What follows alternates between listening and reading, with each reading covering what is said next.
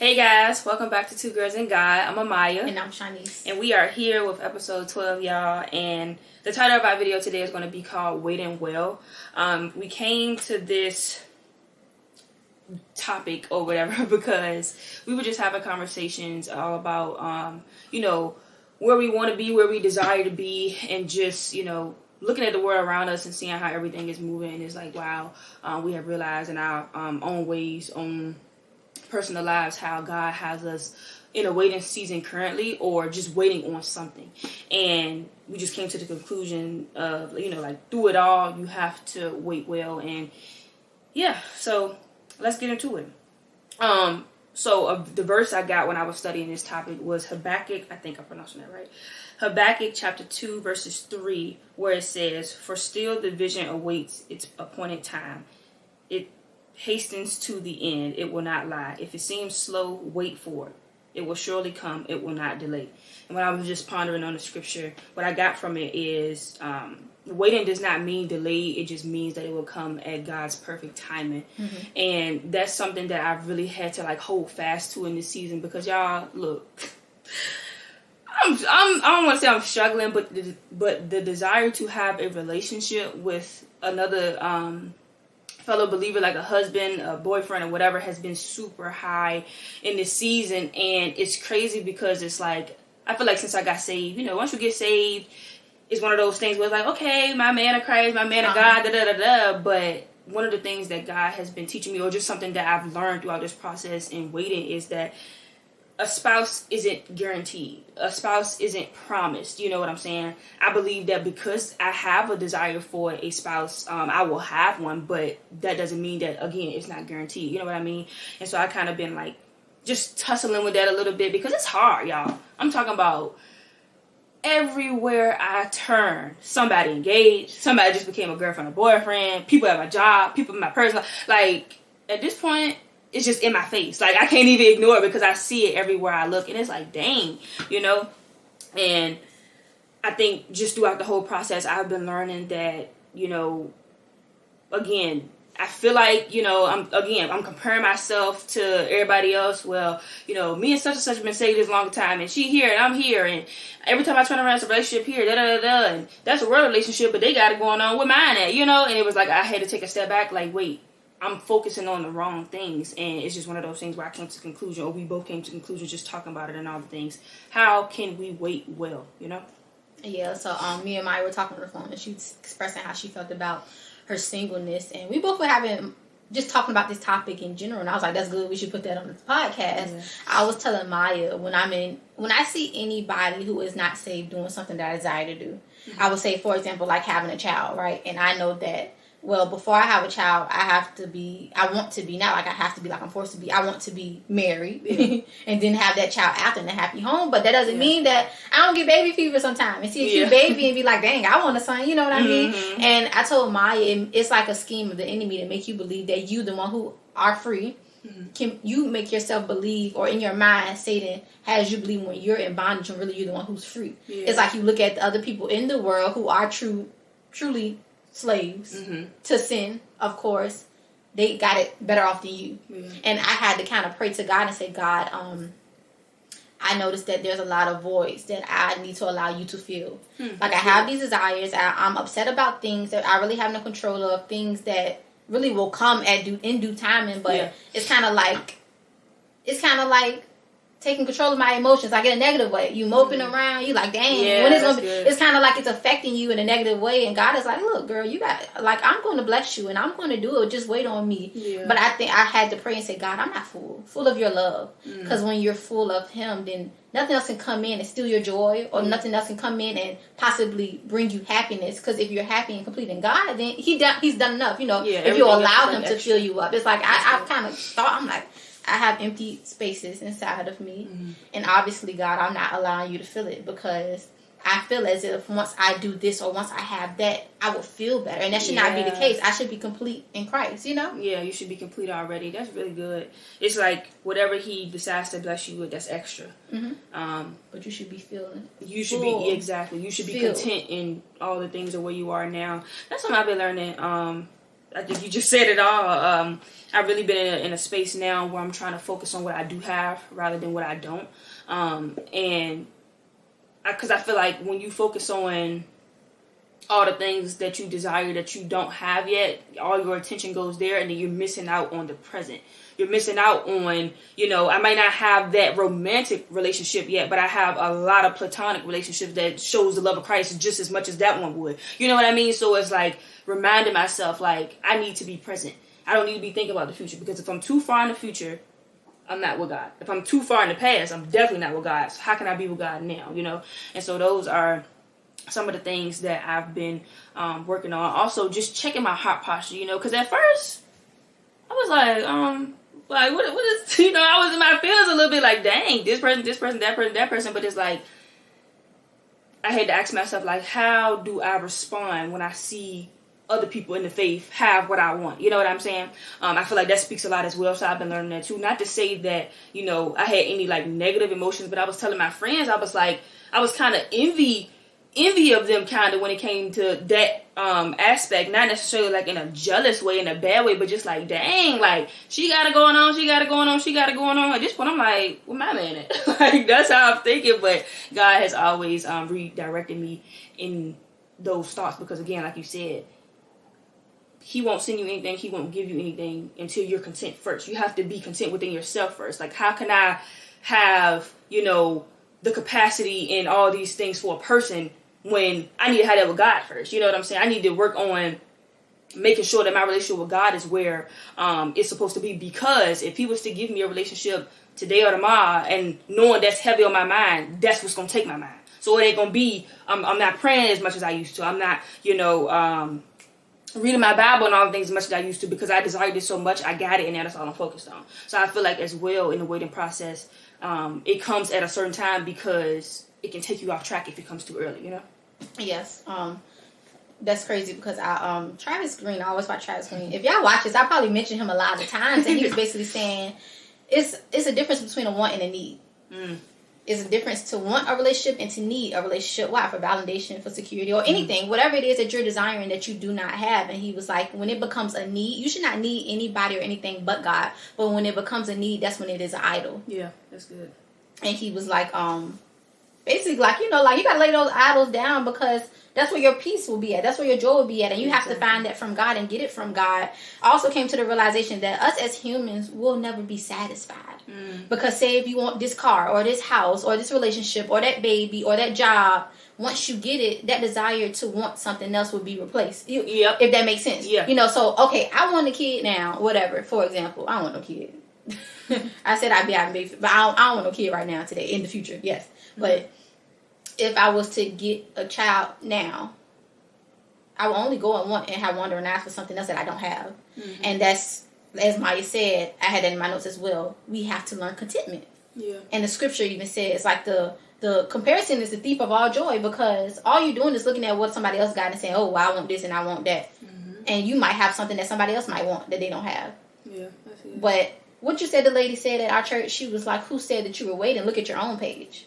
You remember what she said? Yeah. She said, who said I was away? Look at your own page. Like, run your own race, really. Yeah. Stay in your own life. Stay in your own walk. And that's what we do. We compare and contrast, and she got this and she got that, and the other person might be looking at you like, well, I thought you had it going on. And you looking at me like I got it going on. So we really just have to be content with what we have, and what God has blessed us with. And also, you said something in the lines of this as well. It's kind of, I think Travis Green said this as well. He was like, you're undervaluing the now if you keep talking about the next. Obviously the now doesn't hold as much weight or peace or happiness or joy to you if you feel like when I get there I'll be happier, or if and every season with God is a good season, so we have to just be mindful of that as well. Yeah, that's good. When you were talking about all of that, the first thing that came to mind was like the lust of the eyes. Just always needing something. Like you said, we'll never be satisfied. It's always going to be that next thing to get, next thing to do, next thing to want. And it's like, again, like you said, we just have to be content, because it's always going to be something trying to catch our attention, trying to make us want this, do this, whatever. But it's like you really do have to be content in what God has for you. And also as well, when you're in a waiting season or you're believing God for something, don't let that be in vain. Like for me with the singleness season, okay, yes, I want to be in a relationship, but I still have some healing to do from past, growing up as a kid, daddy issues, all the things. I still have healing to do, because if I don't heal there, it'll bleed off of my partner. You know what I mean? Even just me and myself. I don't always respond the best. You know that. I don't always respond the best. I don't always have the best Christ-like attitude, but it's like, when we talk about relationships, right? Like your relationship with Christ.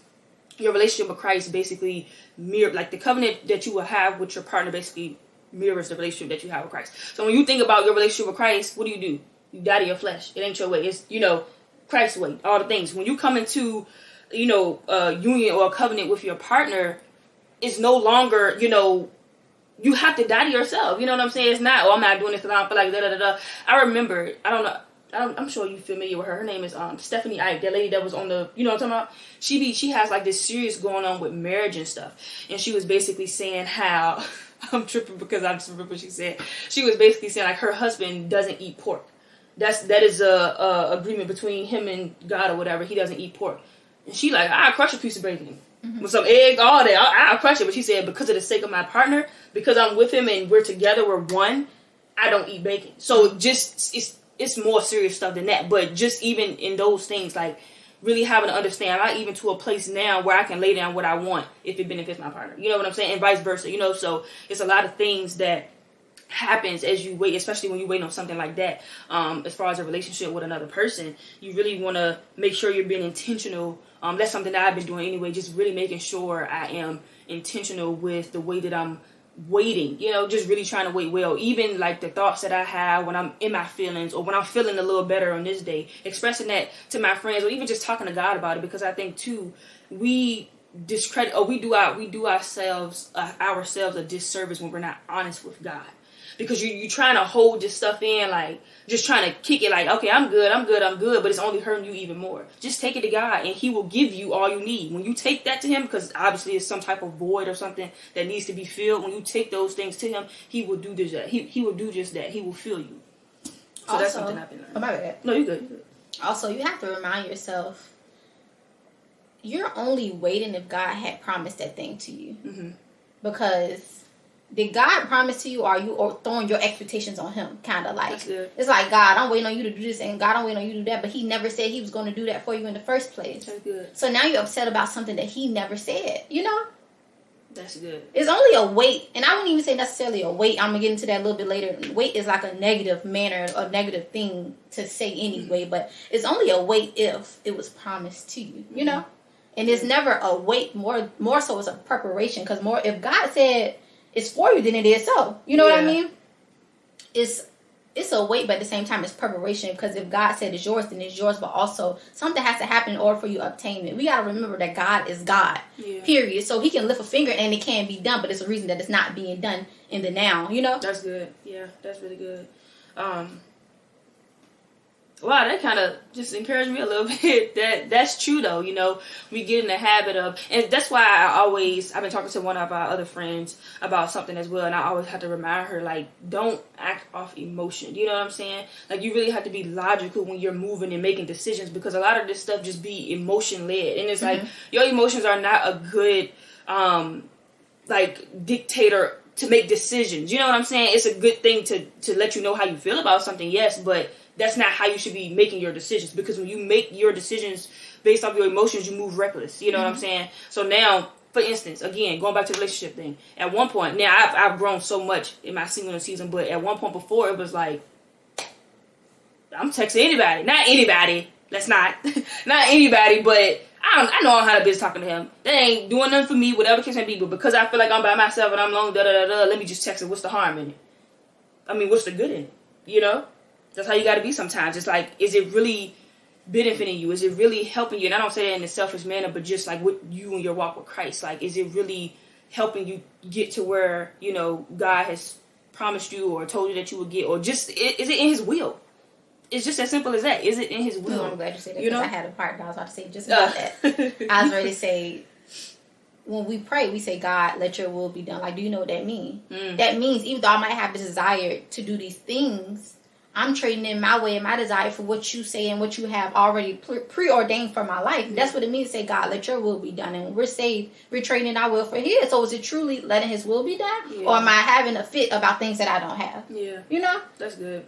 That's good. That's why you got to understand, you know. Really understand what you be praying about. Just like I was saying, I forgot if I was talking to you or Andrea, but I was basically saying, when we pray and we say we want to be more like Jesus, that don't just mean, oh, now I'm nicer, I'm more kind, I'm more selfless. No, that means suffering. That means affliction. That means all the things, because if he went through it, you will as well, you know? So we really had to understand the weight of our words. Even early on, when we first got saved, I remember telling you I had seen a TikTok, and it was a song she was saying, I think it's about like Maverick City maybe or something. It may not be, but the lyrics was something along the lines of like, I want to be tried by fire or something. And she was like, be careful when you singing these worship songs, because do you really understand what you're saying? You know what I mean? And so even in that, just being careful about how you speak about different seasons that you're in, because the way this is what I say.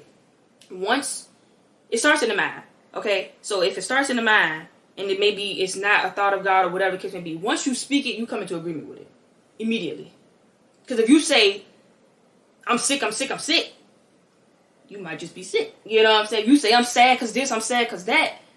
That's exactly what's going to be. What you feed will grow. If you're feeding those negative thoughts, that is what's going to grow. If you're feeding those positive thoughts, those godly thoughts, that is what's going to grow. So you even have to be intentional about that. Like, pay attention to the thoughts that you're having concerning those things. And that's why I said it's important to be honest with God when you are going through a waiting season or a preparation season, whatever that may be, because when you just letting these things just simmer and run around in your head, I feel like that's a door open for the enemy to just have reign. You know what I'm saying? So definitely, like, take it to God and be intentional about like what you're feeding. You know what I mean? Like, in this season, are you moping and are you just looking at all these relationship things, or are you filling yourself with the word? Are you filling yourself with things that can help you become better as a disciple of Christ or whatever? I was even telling her it's this show going around called Love Island, and I felt I was like, I might want to get into that. I see everybody talk about it. Let me see what it's about. But it's about relationships and meeting these people and whatever else. I'm like, I'm in a season where I'm literally trying to walk well in waiting. I'm not ready to watch no relationship stuff. So you got to be, it really do be that deep, you know, and you got to be able to take those steps so that you can walk well. That's good. Even when you were talking about the worship song, the Maverick City song, you said, Travis Green, again, he said, God will get you to sing something that you won't say out loud. You'll sing it without even knowing that you're singing it. But God still received it. I received it, tried by fire, you know? Yeah. So it's kind of like worship is so powerful because he'll get you to sing something that you won't say or even express, you know, just in prayer or just talking to him or just talking to people, but it's been expressed through that worship or through those lyrics of that song. He still received it. You know, new wine, bring new wine. You know, I want to be new. I want to be just like you. You're saying that, you're singing it. It's still confession of the mouth. Wow. But he got you to sing it instead of really just dying to self and being like, wow, I do need new wine, you know? Yeah. So that's the difference. I also want to say patience is a fruit of the Spirit. Now, we know in the book of Galatians 5:22, I believe, correct me if I'm wrong. Galatians 5:22 has the fruits of the Spirit. It has love and patience and kind and a few others, right? The fruits of the Spirit are character traits that Jesus calls us to have as followers of him. So you think about it, patience is something that you're required to have. It's not something that you choose to have. Patience is serious. And you think about it, us called to be like this because we're called to be more like Christ. Jesus was always patient. Yeah. Was there any time that Jesus was impatient, pouting, any of those type of things? So we got to work on being like Jesus, even when we don't feel like it, you know? Yeah. No, that's really good. That's really good. And that's what it's all about at the end of the day. Does what you're saying, what you're doing, how you're living, does that reflect Christ? Because at the end of the day, again, all that other stuff, that's extra. Kids, you know, career, ministry, whatever, husband, all that stuff is extra. If God did nothing else for you, would you be okay with it? You know? If God did nothing else for you, he is still good. He is still worthy of praise. All the things. That's just what it is, you know? And so we have to just really like meditate with that. You know, meditate on that. Like, God, if you never did anything else for me, you are still good. And that's enough. It has to be enough. If you truly want to walk out this walk with Christ and walk in a way that is honoring and pleasing to him, you really have to, I say, cast down those idols, because that's what they become. You know, really, honestly speaking, that's exactly what they become if you let it. And so I want to go back to what you were saying about the songs. I noticed this is another way that I've noticed how I've been growing in Christ, because it's a Hovey song used by you. And in one of the parts, he said, I'm trying to think of the part, but he had said something basically like, "Oh, I got love for the game, love for the game." He said, "You can take everything, even the pain works for your honor," something like that. Mm-hmm. Every time that part came on, I didn't say nothing, because I knew what that meant. I was like, and this was early on when I heard about you better be careful what you sing, So when I heard that, I'm like, I sing everything else, but I'm not singing that part. But then as I started to grow, I sing it proudly, because that's the only way I'm going to grow. You know what I'm saying? Being tried by fire, being refined, being purified, that's the only way that I'm going to become or continue to become the disciple of Christ that he called me to be. You know what I'm saying? Mm-hmm. You got to be bold about that stuff. Be bold about everything else. Be bold about Christ changing your life, like changing your ways and all the things that's not of him, because it's only going to be good, on the other end. And even, I think, the Bible speaks to something around discipline, even saying like discipline in itself doesn't feel good in the moment, but on the other side of that, it's good. You know what I'm saying? So even the Bible acknowledges, it's hard. It's very hard. Being disciplined, being all things, it's hard, but it's fruit. Mm-hmm. And I take fruit over anything. Fruit over anything. Godly fruit over anything, So, yeah. That's good. That is good. I also was thinking, when I was thinking about this topic, and I was like, impatience can be a sign of unbelief. Like how I said earlier, like if the God said he's going to do it, then it is so. Yeah. So it's like, what am I frustrated about? And earlier on, I told y'all, I said, like waiting comes off as a negative thing. For example, say if I go somewhere with you, right? Say if you're going to get your nails done, right? Uh-huh. And I'm sitting in the car. So when we start off that first 5 minutes, I'm chilling, I'm listening to music. Yeah. 10 minutes go past, I'm on the phone talking to somebody. Mm-hmm. When it gets to that 30 minutes to an hour, I'm like, all right, now let me text her, see how much longer. Uh-huh. What if it takes 2 hours? Then I'm kind of like, okay.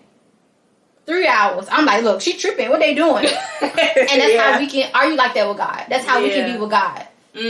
It's like good. We require a certain time frame. I can wait this long for the job, but when it gets to year 2, then it's a problem. My God. I can wait to this long for the relationship. When it gets to 5 months, it's a problem. It's like you start off like, okay, I'm being patient, but as that time go past, you getting frustrated. And the thing is, are you like that with God? Because who are you to get frustrated with God? You know what I mean?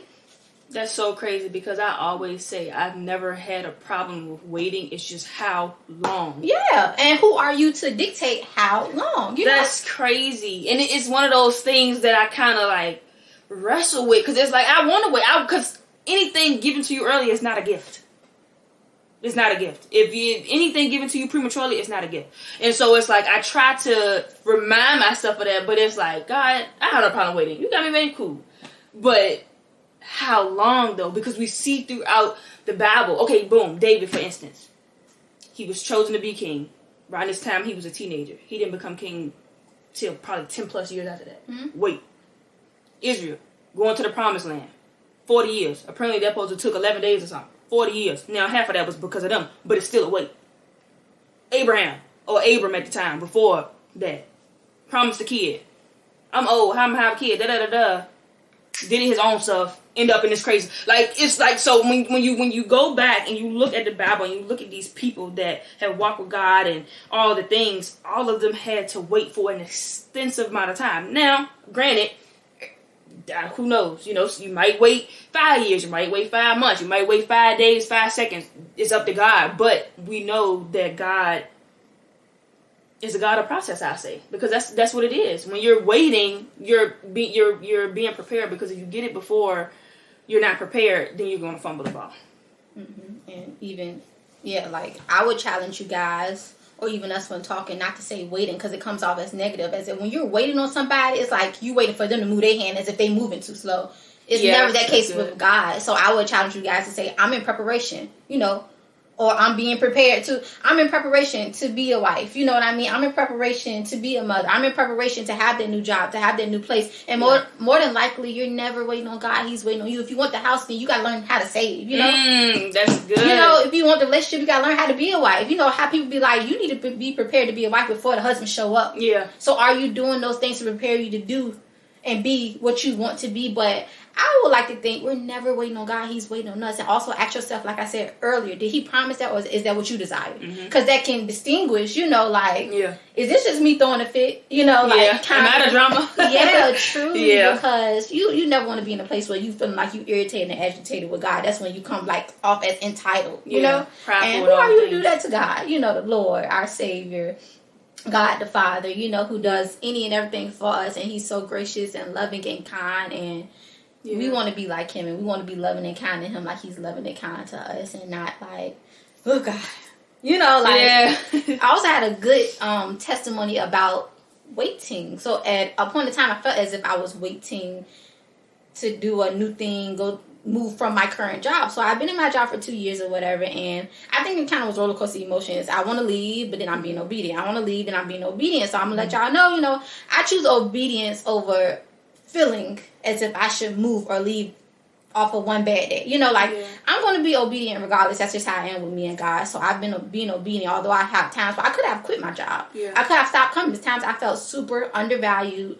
I've been super overworked. A whole bunch of reasons as to why somebody else will up and leave. But I just been truly walking by faith, running the race. And God has been having me so content at this job or whatever. But a little praise report, I also want to say how, yes, wait on the Lord because he will honor your wait. I got a raise, and it wasn't like a itty bitty raise. No, I make dollars more. You know what I mean? And just a little background on me. I ain't degreed in nothing. You know what I mean? I just work my 9 to 5, but I make a decent amount of money for what I do and where I am compared to other people who might have a degree that make the same amount as me. But in my wait, God honor my wait. So also look in what you're waiting for. Because I don't want y'all to say waiting no more. I want to say preparation. What are you in preparation for? What are you doing? At my job, I'm still in my job. And I stopped putting time on. I've been here for 1 year. I've been for 2 years, as if that means something. As our friend always say, what is time to God? What's time to God? Yeah, true. But in the now, what is God doing? How is he blessing you? And actually, remind yourself of that, and don't overlook what he's doing, because you're actually having to fit and pouting about wanting to be somewhere else when really you're truly at where he needs and wants you to be, because his time is divine time. And like I even tell Maya all the time, 7 mean complete. In the Bible, 7 mean complete. Everything that he do will be divine and complete and right on time. So you're never out of place. You're always in place with him, and just enjoy where you are and enjoy his presence. Enjoy walking with him and talking with him. Yeah, that's good. Don't undervalue where you are, because it's purpose in there. So wait and wait well. Yeah, that's good. I'm gonna start saying that as far as changing my words. Instead of saying I'm waiting on this, I'm preparing for this. I feel like once you change your word, you start to see different. You start to feel different. So. As we know, power, life and death in the tongue. What are you speaking? Again, be careful what you say about the seasons and stuff that you go through. How are you speaking about it? How are you moving in it? Because all of it counts. All of it does count, and that's definitely something that I'm learning. It's a day at a time for sure, but each day it gets better because, again, you're just reminding yourself about, the goodness of God and understanding that it will come in his perfect time. God can't be anything other than perfect. He is perfect, so it's like, why wouldn't any other thing that he do not be perfect, So, yeah.